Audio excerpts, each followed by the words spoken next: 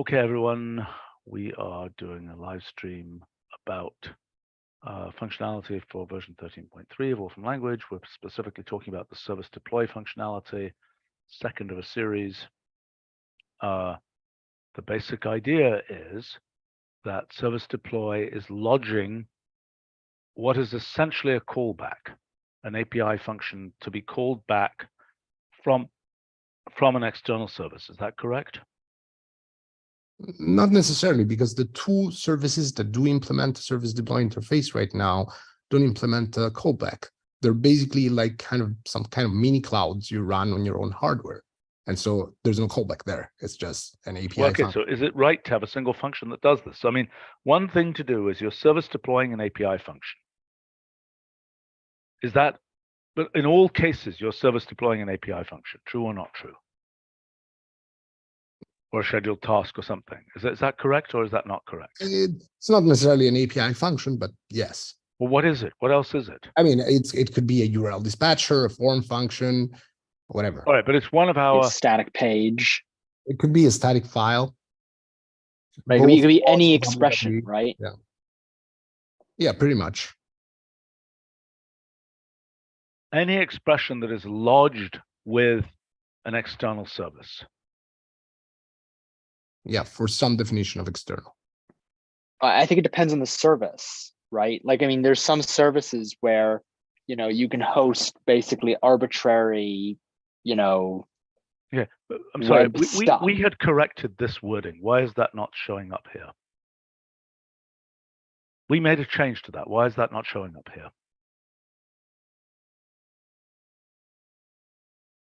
Right, remember that? I don't. I remember that we didn't like the anonymous. Go back and watch the frigging video and make it the change, please.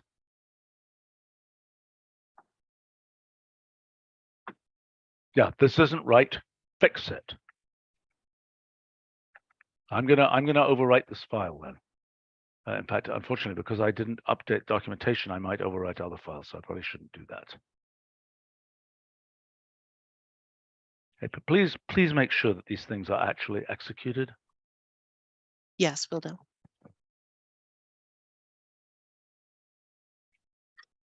Okay.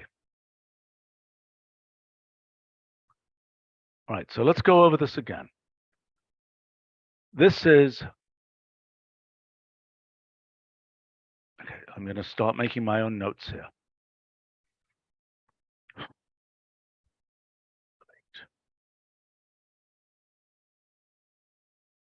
First version of this notes is from 2019, so this is the second version.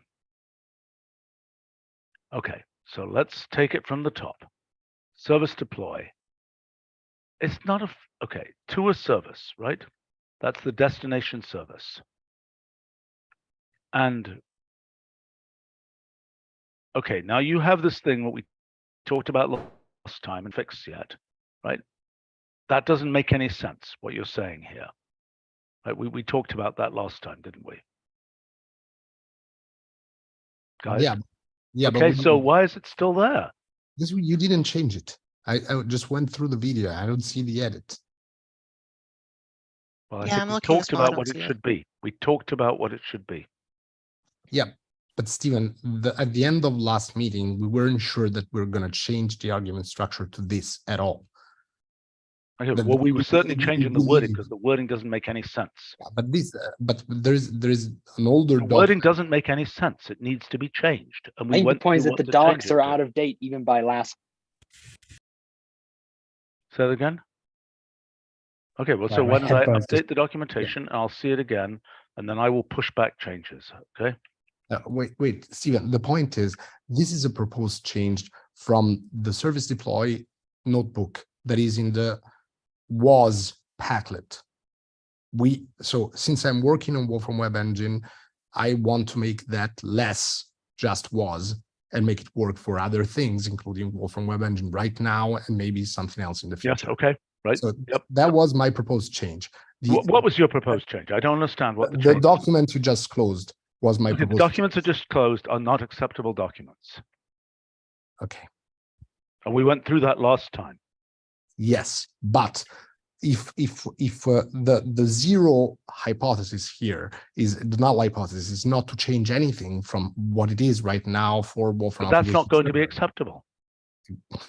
But that's what we were floating at the end of the meeting, that the argument structure didn't need a third argument. No, we're not talking about the argument structure. We agreed that the documentation was not right. Yeah, but how Documentation isn't right because there's no design. Steven, if we don't know how many arguments this function have, how can I write the right documentation for it? Okay, all right.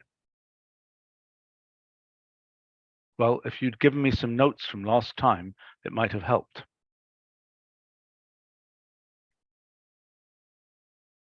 Right now, this just seems like a time waster. I did shoot off in an email a notebook that should work now that's opening on my machine. Yeah, I see it, but I think there's a chicken and an egg. You know, either the docs have to come first in order to look at the design, or the design should come first in order to write the docs. I know. That's fine. So, but let's go through what it is we're trying to do here, and let's not get confused, and let's not talk about. Really kind of annoyed that we don't have the stuff from last time here.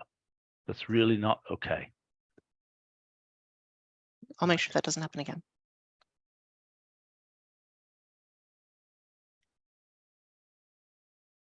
Okay, let's go through here.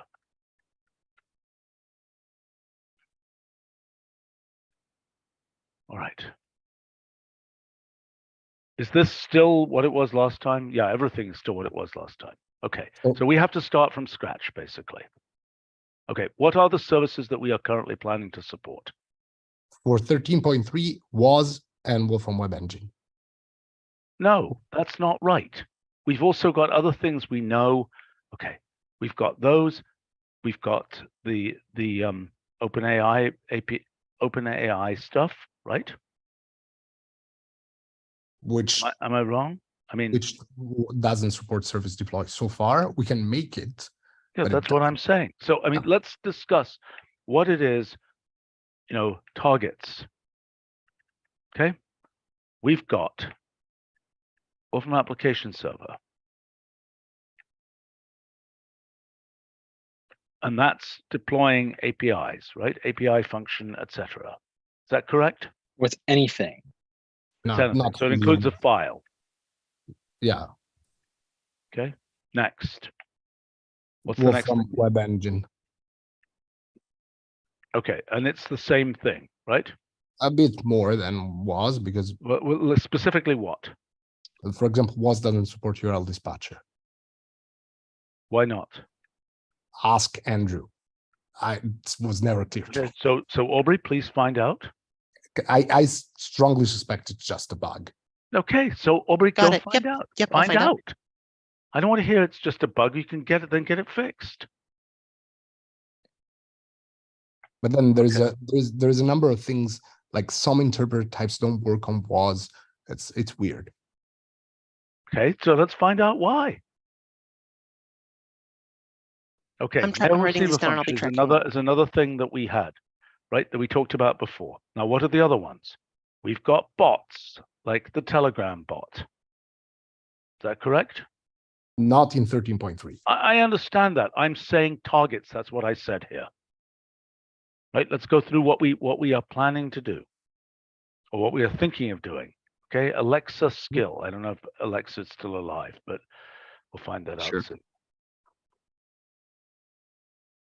Okay. We've got OpenAI plugin. ChatGPT plugin.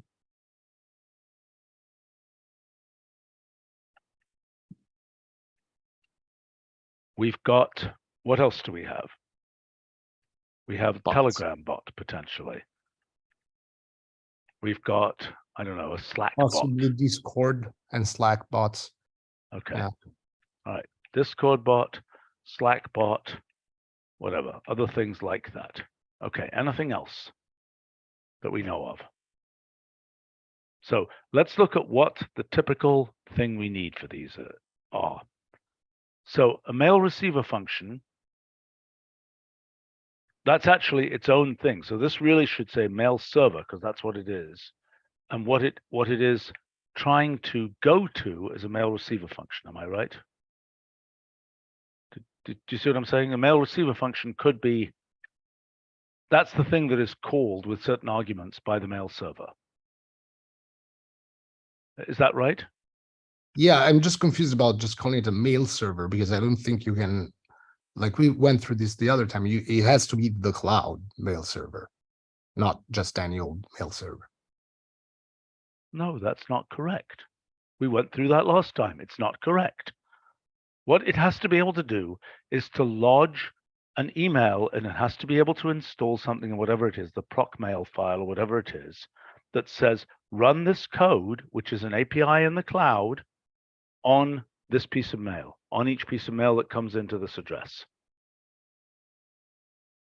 Do you understand what I'm saying? Yeah, you're saying that a general feature of mail servers is that they allow you to assign some code to be executed or some Exactly. URL to be, When and what has to come back, okay, is right. And so this is, we went through this last time. It's disappointing we're having to go through it again. You know, right now we have implemented this for the cloud, for the mail server in our cloud. Could be implemented in EPC. It could be implemented in another kind of mail server. Am I making sense? Does that make sense? Do I need to repeat?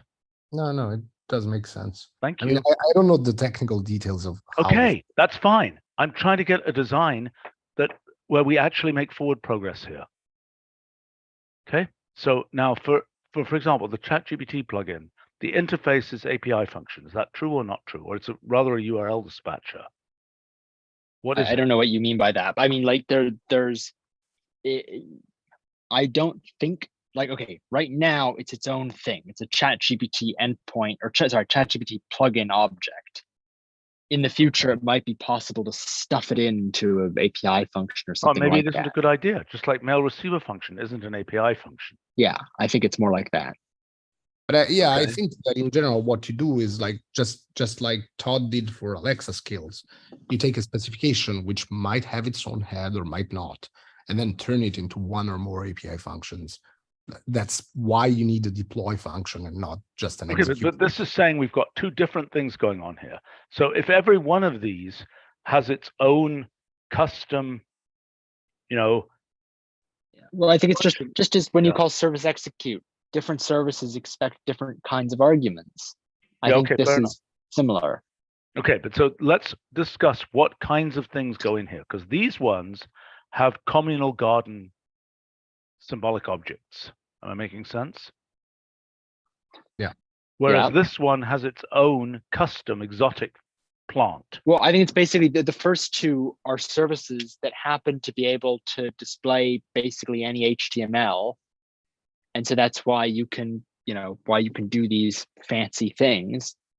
There are other ones that, like a mail server doesn't, it's not displaying HTML among other things. And so, there are other things you can deploy to it.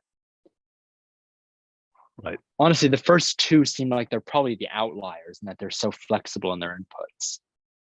Yeah, well, the question is, I mean, I expect all the other ones, there's going to be a Discord bot object, or ideally not exactly, but you know what I mean. Right, but if that's a symbolic wrapper, that's its own name. That's something we have not done, not for, service execute, not for import and so on. What about, can I say something? Like, I think that well, I mean, one thing that was clear to me while I was trying to code up the Telegram bot is that there is a situation where you want to deploy an API function, which is an API function, and it doesn't get messaged into anything. So I think that some of these would support API function, especially like the Telegram API changes very often. And so there might as well be things that you can only do if you code the API function that's the webhook entirely from scratch. And, things like what the Alexa skill does, which messages the arguments into an API function, is a convenience that sometimes you get, but not necessarily you want to get all the time. I'm sorry, I'm totally confused. Look, what we're doing is we went through this before. I'm disappointed that we're going backwards here, right? Remember these hierarchy? Okay, we have a service type. Okay, so each service type, presumably associated with a service type, is a, has things you can deploy to this service.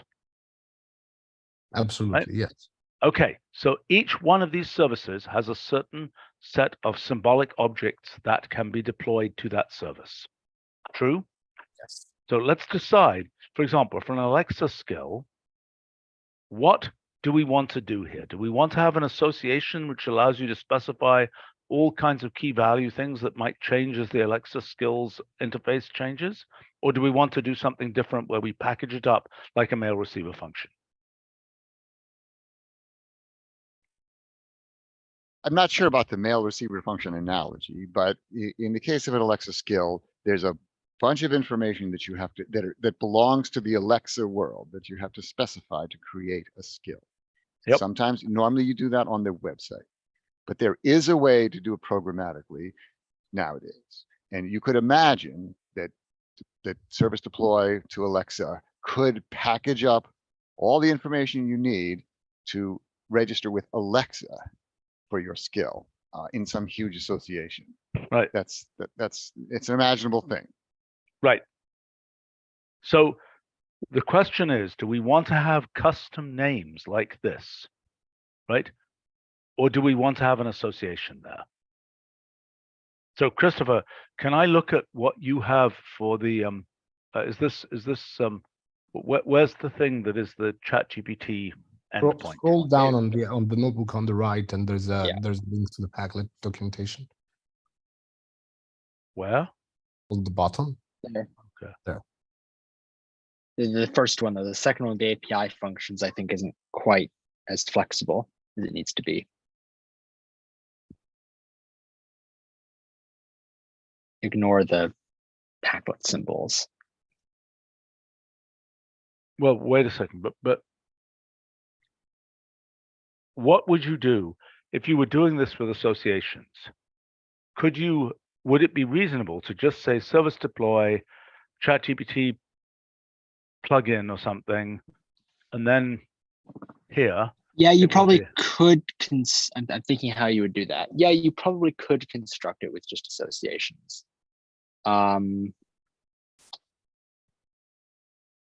Yeah, well, some of the value of having it not just be associations is the fact that that these things support like sub-values. So like if you have the endpoint object, you can get stuff like, oh, give me the API function that this endpoint will be turned into. But that's only useful for kind of niche cases. Well, okay, but maybe it's better to, I mean, one possibility is every one of these is a Packlet, right? Every one of these, the thing it deploys the Packlet, and you really expect to have these external symbols in there, because we definitely don't want to put in the system, no, right. This week's, yo. Well, it could be some kind of service. I mean, I think service object is taken for something else, but it could be some kind of service object-esque thing. But yeah, I mean, I think, right, like in this case, yeah, I think it probably could be just an association. Yeah. Okay. But is that the general thing? I mean, okay. I mean, general, anything can be an association. It's just a matter of whether it's ugly. It might be an ugly thing. Yeah. I mean, like I can try and, let me see, I'll try and convert this one to an association, see what it looks like. Okay. Okay. I mean, it'll probably be nested associations, right? I mean, this would say, yeah, it'll be many levels. But I'm just going to see if I can format it in a way where it's not like totally incomprehensible what's going on. Okay. All right. So, all right. First level is the service type.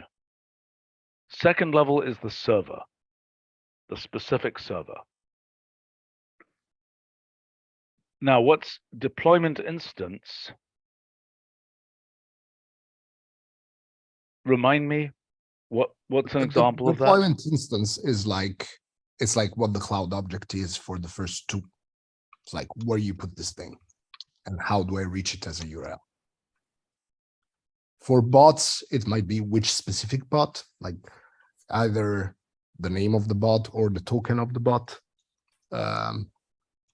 Alexa skills as well, like you can deploy multiple Alexa skills to the same API. Okay, so the subpart of the deployment is really something, this is inside the Expo. Yeah, that and correct? not all of them will have it. Yeah, So- I understand that. But I mean, that's the URL dispatcher or the multiple endpoints or whatever else.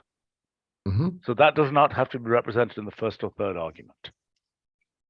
Right? Okay, so service type. Okay, the specific server. So is it obvious that we can't package together? Yeah, we were planning to package those together. Is that a correct statement? The service type and the server, yes, it's Yes. already, I mean, Service Connect is already in system and documented and well used. So, and that How does already- how does it package those together? well, Service Connect, when you connect to a service, then you get back service object that represents Okay, that. all right, connection. okay. So this is packaged with service type. As a matter of fact, you might even have two different connections to the same server with different permissions going on at the same time. Yeah, okay, so that's a service object. So now, It's even- why is the deployment instance not in the service object?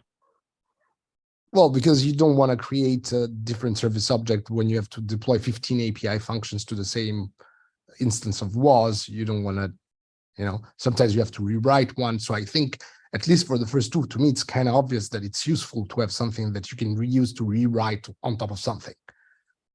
Okay. Okay, so deployment instance, you're arguing should be the third argument of service deploy. Given the experience with Cloud Deploy, for the first two, I have no doubt about that. For the others, maybe there's some discussion to be had. Well, what do other people think about that? What is the location for each of these other things? Okay, so for these, the location is the cloud object. For a mail server, the location might be the the email address. Am I making sense? Am I making sense? I think yes. Okay. For an Alexa skill, what is the deployment instance? It's a URL or could be a cloud object. It's essentially a cloud object. And what is it used for? It's used because, okay, so for the Alexa skill, there's only one server, right? Right. The actual server is sort of not part of what you care about. It's just Alexa. Right.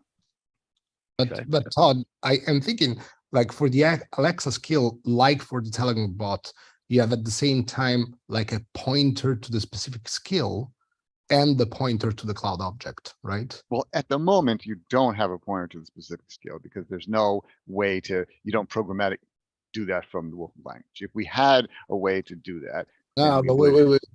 I'm not saying you do it from the Wolfram language, but once you created the whole skill, etc., doesn't the Amazon API give you like a token? No, you give your URL to the Amazon API. You say, this is the address that you call when this gets. But in theory, just like for the telecom bot, there could be like, maybe they have an API endpoint that says set webhook to this URL so that you don't have to copy paste that URL and go put it on the website. Right, they have a full programmatic API for setting up all aspects of your skill. So yeah, you could supply the URL programmatically. So Okay. Okay, if listen, we got 10 more minutes for this meeting. So let's figure out what we're trying to achieve here. Okay.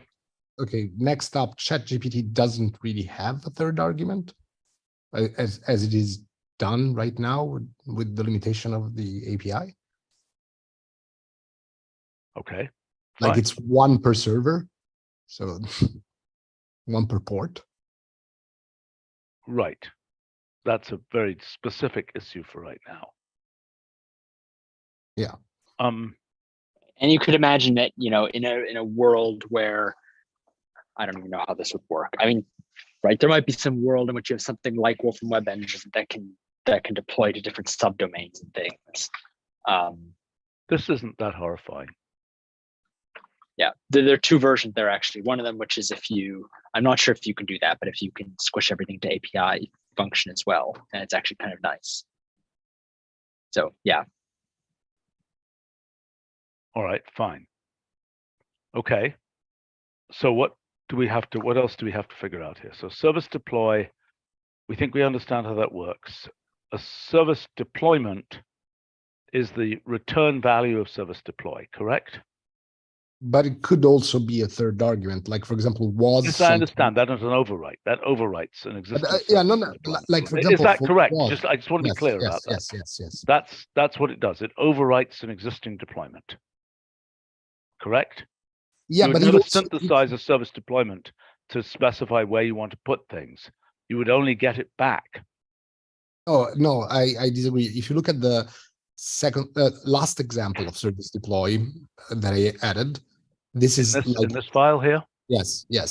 Like was, for example, which is the last example? Include definitions. The last in the main section. Okay. That one. So like was likes to have extra information other than it doesn't just have one location. It has resource and endpoint and resource type and stuff like that. So sometimes you want to specify more things. Then you get another service deployment out, which contains that information plus more once it's created it. Okay, I'm totally confused. And you're saying that this is metadata that you want to be able to just give. This is wrong. You want to be able to give a naked expression here, unlike in this case where the expressions are deeply decorated. You see what I'm saying? You want an El Cheapo.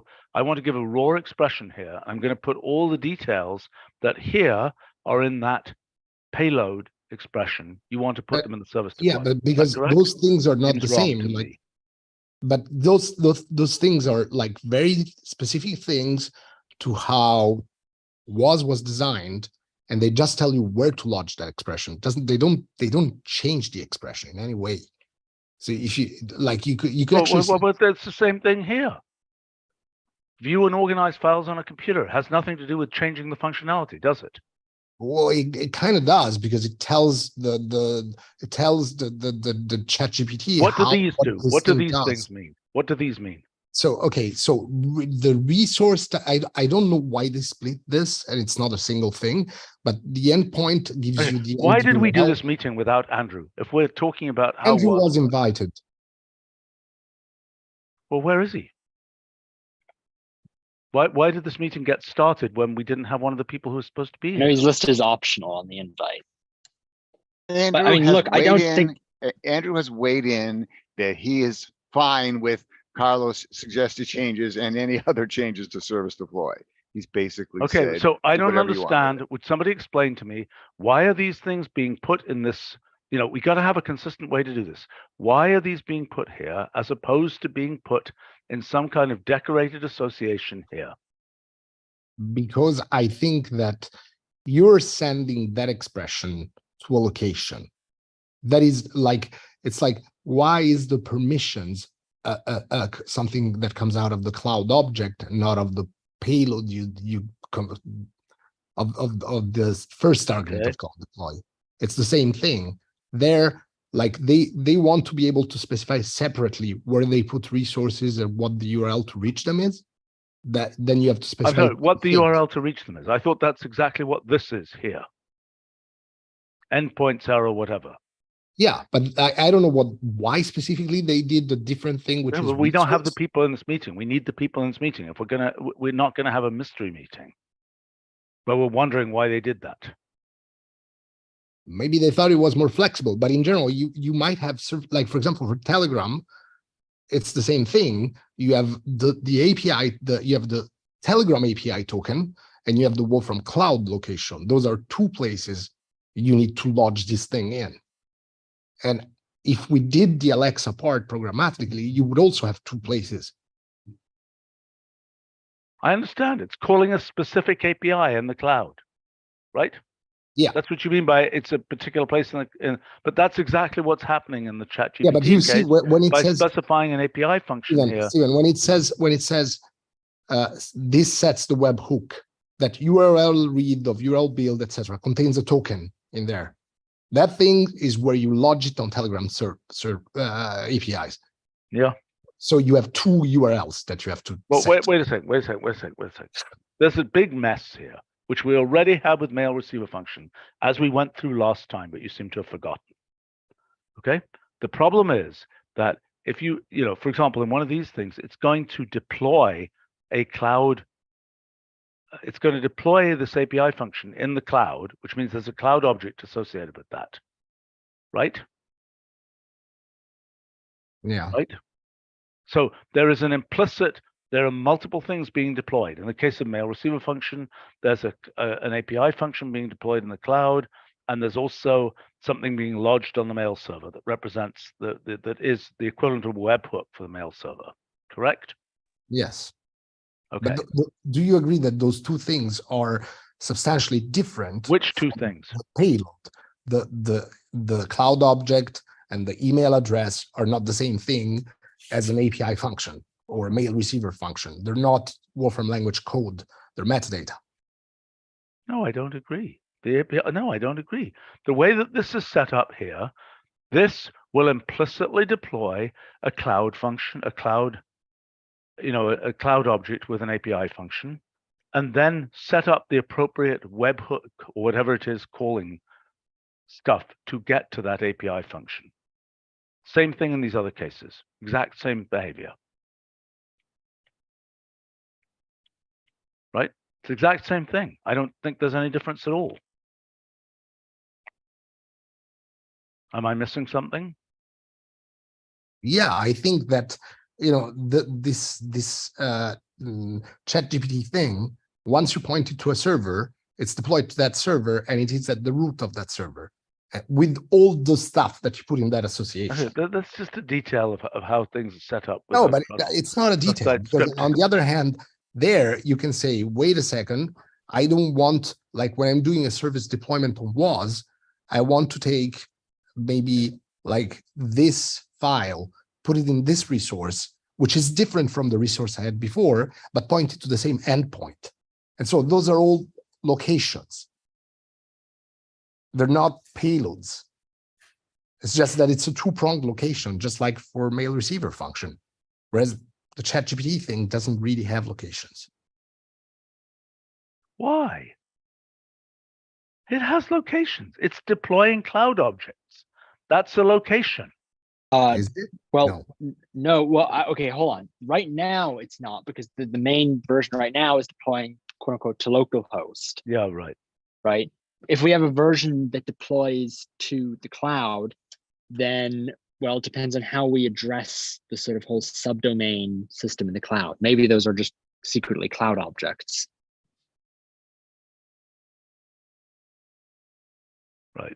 Right. Well, yes. But even then, it's a little complicated because, well, let me see. I guess actually it is just one cloud object with a URL dispatcher in it, probably. Okay. Yeah, but still, you would put in the third argument, you would have a subdomain. You would not have the prompt. Sure. Okay. Normally, in a location here, you would have the name of a cloud object or something like it, or a URL. Is that correct? But here you're saying there are multiple things you want to give. There might be, the way I did is like, you can put a string there and it's gonna synthesize the resource and just put it in and you just specify the endpoint. I think it's a mistake to have that be. I think if you want to overwrite a service deployment, you put a service deployment there. If you want to create some kind of thing, I would just put an association there.